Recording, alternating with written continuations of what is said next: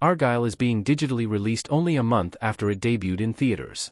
Directed by Matthew Vaughn, the action thriller saw an introverted spy novelist, Ellie Conway, Bryce Dallas Howard, thrust into real-life espionage in a story filled with plot twists and Vaughn's highly stylized action sequences.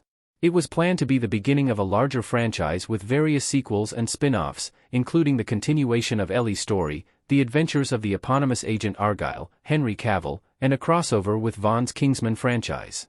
Apple Original Films has now announced that Argylle can be streamed on March 5 via premium video-on-demand and electronic sell-through in the US and in Canada.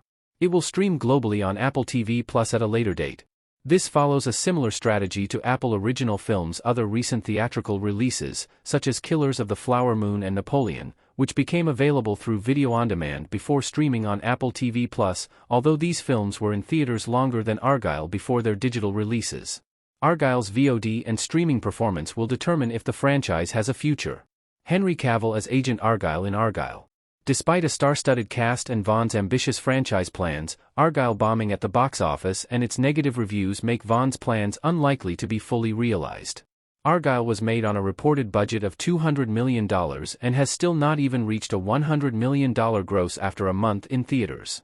The critical reception didn't help, with critics frustrated by Argylle wasting its intriguing premise on increasingly convoluted plot twists and a poorly paced narrative. Given its financial and critical woes, Argylle's last hope is to perform well through video-on-demand and when it becomes available to stream on Apple TV+.